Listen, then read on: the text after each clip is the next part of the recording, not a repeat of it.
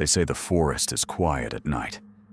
But when I stumbled through those trees, lost, disoriented, and shivering, the silence wasn't comforting. It was suffocating. I couldn't hear the owls, or the wind, or even my own footsteps half the time. All I heard were theirs. Something followed me, breathing where no one stood, snapping branches where the ground was clear.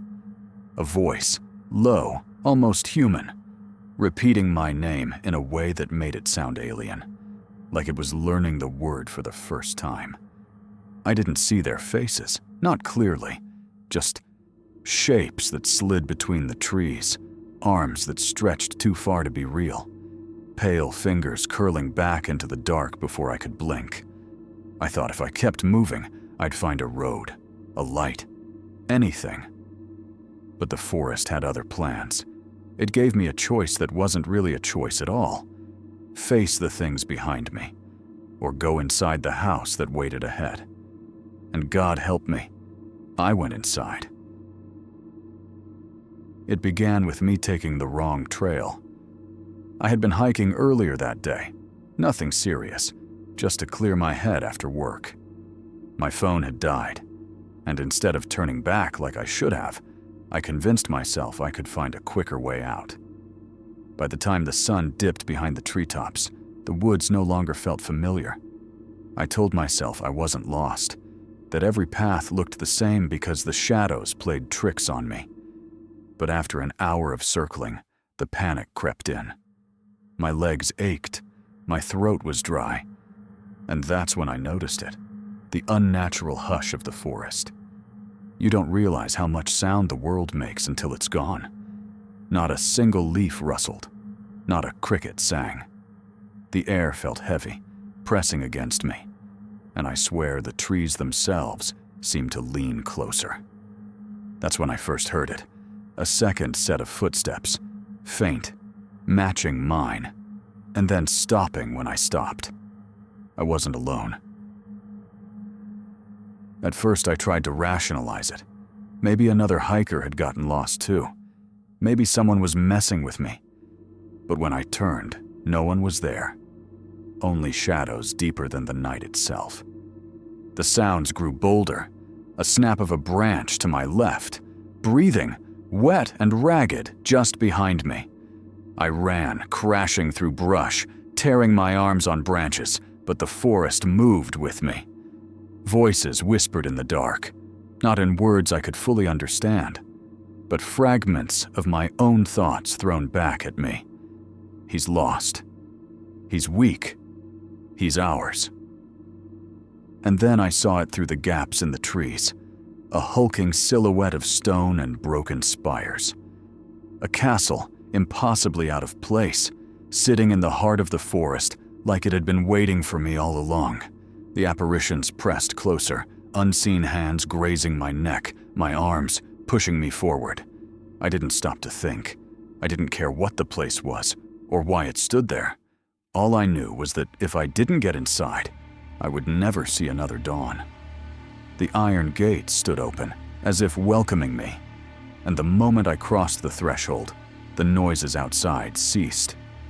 No whispers, no footsteps, no breath but my own. But what waited for me inside was worse. When I first stepped into the castle, the silence wrapped around me like a blanket. After the chaos of the forest, it almost felt merciful. My lungs heaved, my heart pounded against my ribs, but the air inside was still, heavy with dust. Yes, but safe. Safe from the pursuit I had fled. I leaned against the cold stone wall, pressing my hand to it, as if the castle itself could steady me. The roughness of the surface grounded me in a way the shifting shadows outside hadn't. For the first time in what felt like hours, I breathed without fear of inhaling another's breath mingling with mine. The entry hall stretched before me, vast and shadowed, lit only by the weak moonlight filtering through cracked windows high above. Dust motes swirled lazily in the pale beams, disturbed by my intrusion. The floor was a checkerboard of stone tiles, worn but intact. A grand staircase rose in the center, splitting into two paths that climbed into deeper darkness. At first glance, the castle should have been ruinous, abandoned for centuries, left to rot. But something about it resisted that decay. The rugs on the floor, though frayed, still bore their patterns. The banisters of the staircase, carved with grotesque faces, were polished, as if someone still touched them. And then there was the faintest glow ahead, not moonlight, but firelight, flickering from a hall to the right. I froze. Who could be living here? My first thought was relief. Another person meant safety, maybe even help. I told myself this, clinging to the idea that I wasn't the only soul in this nightmare. But beneath that fragile hope was unease. The firelight was steady, deliberate. Someone had lit it not long ago, which begged the question, who maintains a fire in a castle hidden deep in a forest no map admits exists? I swallowed hard and moved toward it. The hall yawned before me, lined with portraits in frames of blackened gold. Their subjects were noble ones, dressed in finery, standing stiff and proud. But time had warped their faces. The paint had cracked, making eyes bulge, smiles twist. And yet, as I walked, I couldn't shake the feeling that their stares were fresh, painted not by an artist, but by something that had studied me long enough to copy my features into every expression. One man's eyes followed me too perfectly. His head was tilted in the portrait, and when I passed, I could have sworn his gaze shifted. I blinked, stepping back. The painting remained still, cracked and faded. I forced myself onward. The glow came from a room at the end of the hall. Its door was ajar, the faint light spilling across the stone floor. I approached carefully, pushing it open with the tips of my fingers. Inside was a sitting room. A fire burned in the hearth, small but strong, its flames licking upward as if fed recently. A chair faced it, upholstered in red velvet darkened by age. A side table sat nearby with an empty glass on it. Someone had been here, not long ago. The smell of the room unsettled me. It wasn't the scent of rot or mildew I expected from an abandoned place. It smelled lived in. Warm, smoky, faintly metallic. My mind conjured the possibility of squatters, but no hiker or drifter could maintain a castle like this, and they wouldn't leave a fire burning unattended. "Hello," my voice cracked as it left me, swallowed by the room's acoustics. No answer. I stepped closer to the fire, extending my hands to it. The warmth was real, searing into my chilled skin.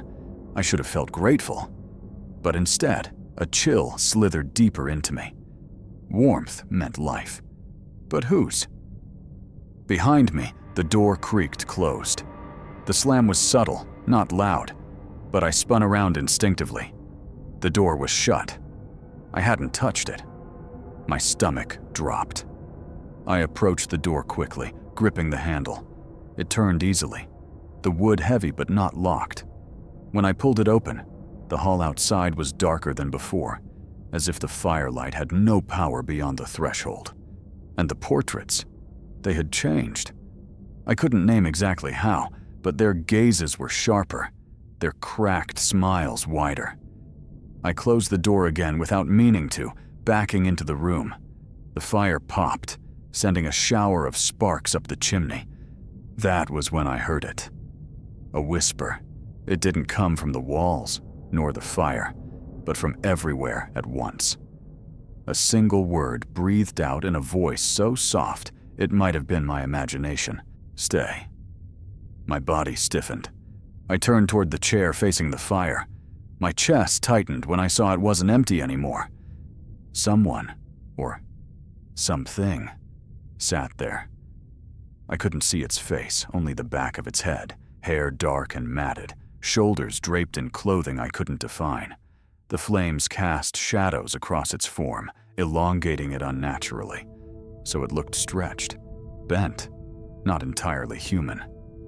I froze, every instinct screaming at me to run, but my legs wouldn't move. The thing didn't stir, didn't breathe, didn't acknowledge me at all.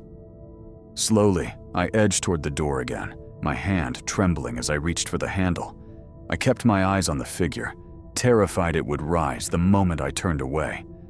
The whisper came again, louder this time, clear enough to leave no doubt. "Stay." The voice wasn't threatening, it was pleading, almost kind. But beneath the gentleness was an undertone that churned my gut, a hunger. I yanked the door open and stumbled into the hallway.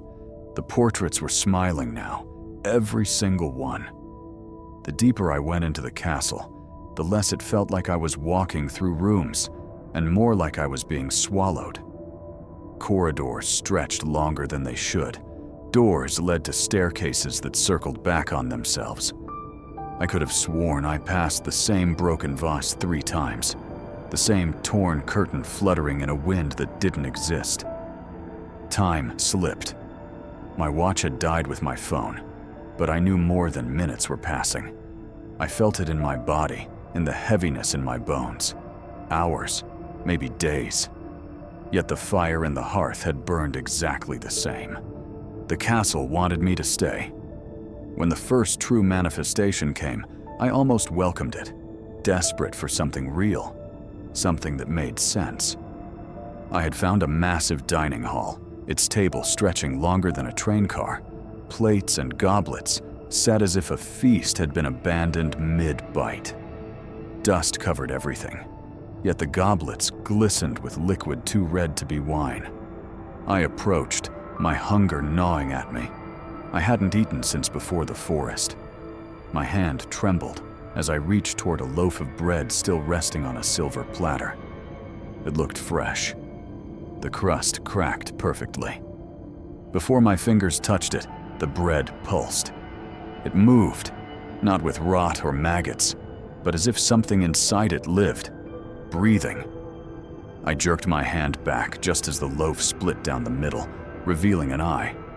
Wet, rolling, staring straight at me. Every dish shuddered. Meat twitched. Soup rippled, though no air stirred it. And then the whispers rose in a chorus, surrounding me. Eat. The chairs scraped back from the table on their own, one by one, as if unseen diners were standing.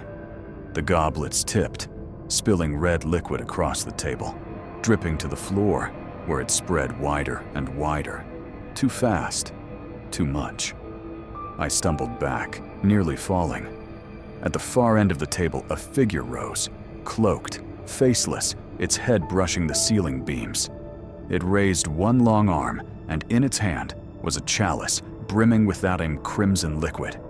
Its whisper was the loudest of all. Drink. That was when I knew I wasn't a guest here. I was the feast.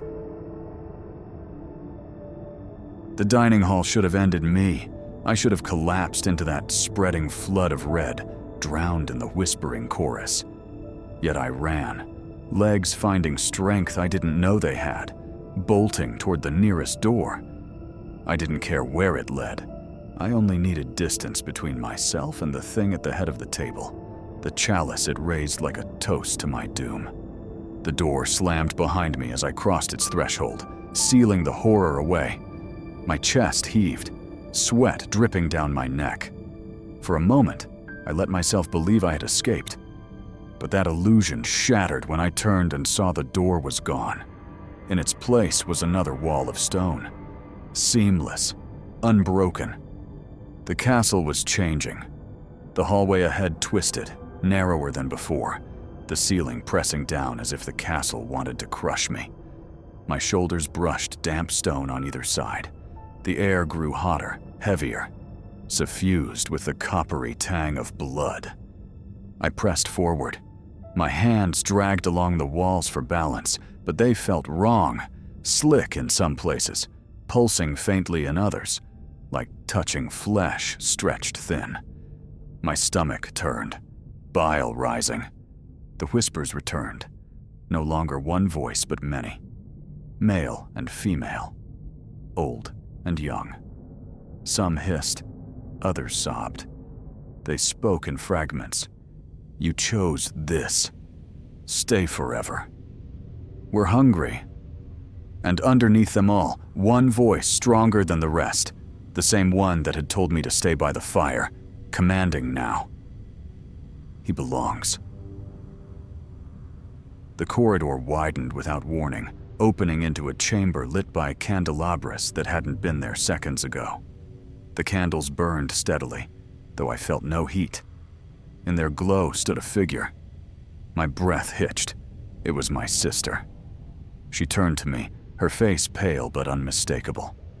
She wore the same jacket she'd had the last time I'd seen her, when she hugged me at the airport 3 months back. Her eyes glistened with tears. "Why did you leave me?" she whispered. I stumbled backward, shaking my head. "You're not real. You can't be here." But she stepped forward, reaching for me. Her hand looked solid, warm, alive. My chest clenched with longing and terror. When her fingers brushed mine, her skin peeled away like wet paper, revealing nothing beneath but writhing black. Her face collapsed inward, her body dissolving into smoke. I screamed and ran. The castle no longer felt indifferent. It hunted me.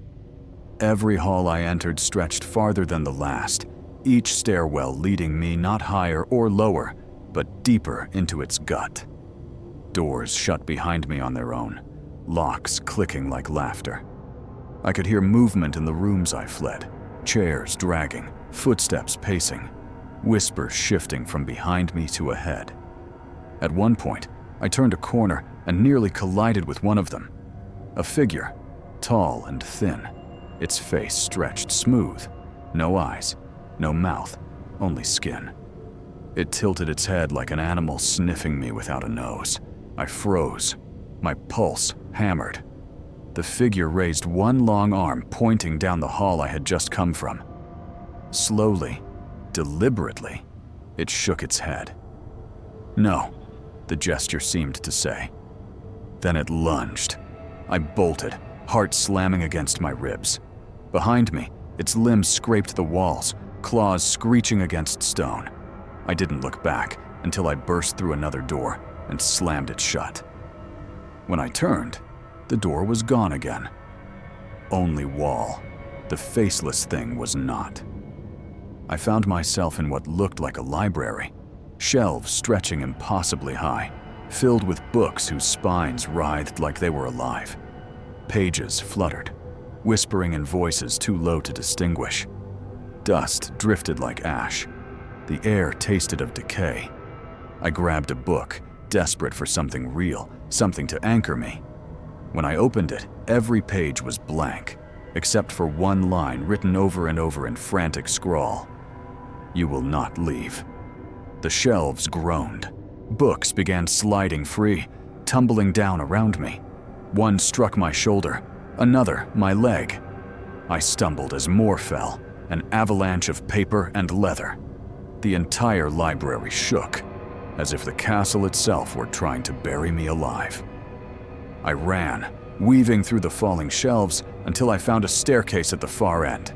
I climbed, breath ragged, legs screaming with exhaustion. But at the top, the stairs ended in a wall. No landing, no door, just stone. I pounded my fists against it. "Let me out!" The whispers erupted all at once, louder than they had ever been, deafening, a storm of voices. "Never! Stay! Hours! Hours! Hours!" And then silence. The wall crumbled beneath my fists. I staggered forward into a new room, a chapel. Pews lined either side, covered in dust and cobwebs. Stained glass windows glowed with moonlight, their colors distorted. At the far end stood an altar. Upon it rested a book larger than any Bible I'd ever seen, its cover bound in cracked leather. clasped shut with rusted iron. I approached, drawn as if by magnet. My hands trembled when I touched the clasp. It came undone with a sound like bone snapping. The book fell open. Its pages were filled with names, thousands, tens of thousands, scrawled in ink so dark it seemed wet. Some names were familiar, too familiar. My parents, my friends, my own. I recoiled, heart lurching into my throat. The whispers coalesced into words that rattled the chapel like thunder. You are written.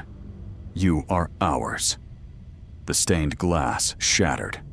Wind screamed through the chapel. Shadows rose from the pews, figures standing, headless, faceless, all turning toward me. At the altar, the book's ink began to bleed, pooling across the floor, running toward me like water finding its level. I turned and fled, my boots slipping on the slick stone as the tide of ink pursued. I don't remember how many doors I tore through, how many stairs I climbed or descended. The castle shifted with every step, leading me not to safety, but deeper into its labyrinth. And then, impossibly, I saw moonlight. A crack in the stone wall ahead revealed the forest outside. I rushed to it, clawing at the gap, widening it with my bleeding hands until I could squeeze through. Cold night air hit my face like salvation. I tumbled out into the grass, choking on sobs. Behind me, the castle loomed, its spires twisted against the stars.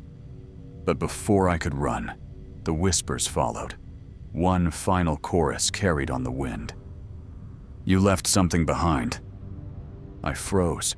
In my pocket I felt it, something heavy. I pulled it free.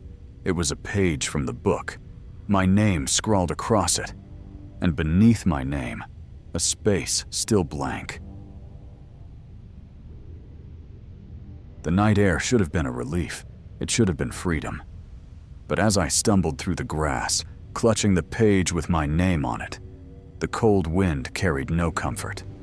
It carried whispers. Faint at first, like the rustling of leaves, then clearer, sharper, cutting into my ears. He left. He left. But he is not gone.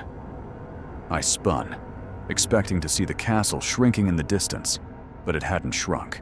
It towered just as close as before, its spires stabbing the sky like spears. No matter how far I ran, it stayed at my back, always looming. The forest wasn't the same as the one I had entered. The trees bent inward, their branches like arms reaching to drag me down. Paths twisted into circles. Every direction led me back to the shadow of the castle. And then I saw them, the apparitions that had chased me before. Figures darting between trees, half glimpsed, their forms too pale, their limbs too long. Only now they didn't keep their distance. They drew closer. I stumbled over roots, tearing my palms on the earth. The whispers rose with the apparition's approach, layering into a cacophony. Ours. Come back. Finish it! One of them lunged from the shadows, a blur of white and black. I barely rolled aside, feeling a claw rake across my jacket. The fabric shredded, but my skin only burned, as if marked. I scrambled to my feet and ran, but the forest stretched unnaturally, branches clawing at me, pulling hair from my scalp, scratching blood across my arms. And then the worst horror yet. I saw myself. Not a mirror, not an illusion. Another me, standing among the trees. His face was my own, his eyes wide with terror. But he wasn't running. He was reaching for me. "Help me!" he screamed, voice breaking. "You left me behind." I froze, my heart twisting. His hands were raw, bleeding, as if he had clawed his way out of the castle itself. I shook my head violently. "You're not real."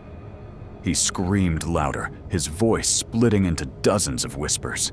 His body broke apart into smoke, streaming upward into the canopy. The apparition swarmed in the wake of his scream. The forest becomes the castle.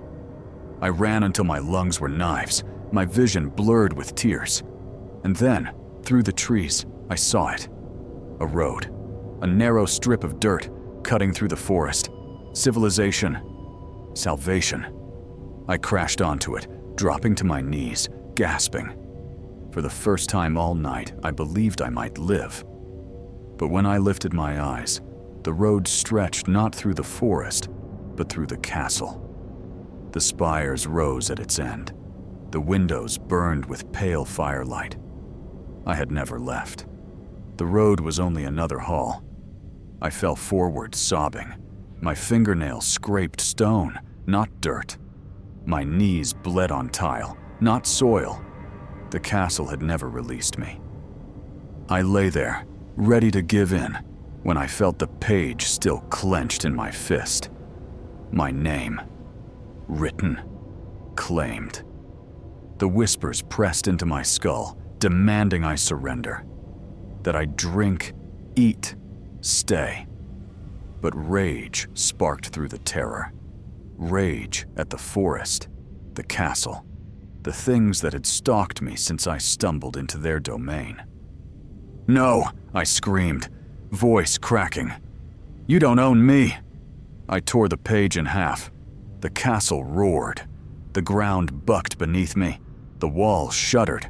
I was thrown onto my back as the ceiling cracked, raining dust and stone. The apparitions shrieked, their forms unraveling like smoke in a gale.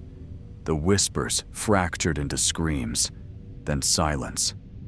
The page burned to ash in my hands.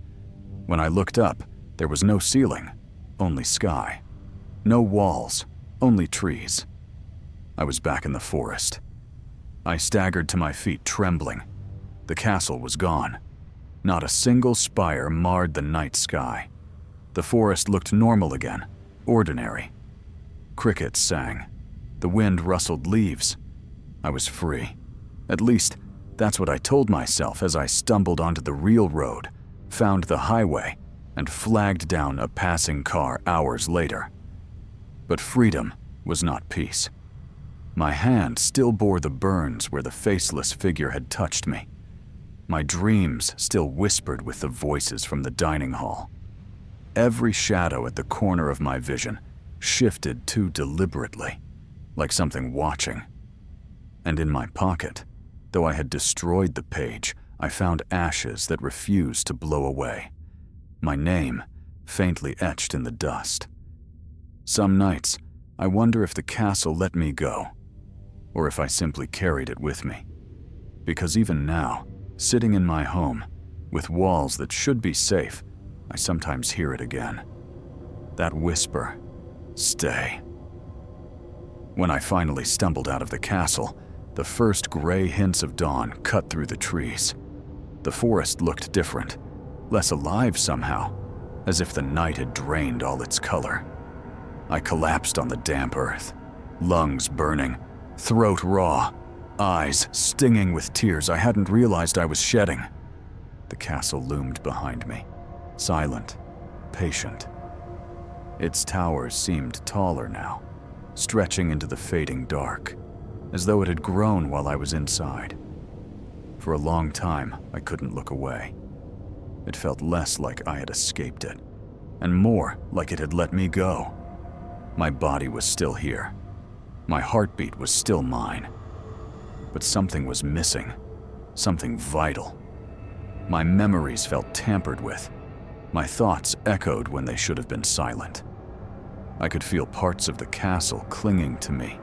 The whispers in the walls, the dripping shadows, the faces I never truly saw. They hadn't followed me out, not in flesh, not in shape, but they had marked me. And so I sat there, trembling in the dirt, wondering what survival even meant. Had I won? Or had I traded one kind of torment for another? Was I better off inside the castle, where horror was certain, but survival at least felt tangible? Out here, I had nothing but questions. and a creeping dread that no matter how far I ran, part of me never really left.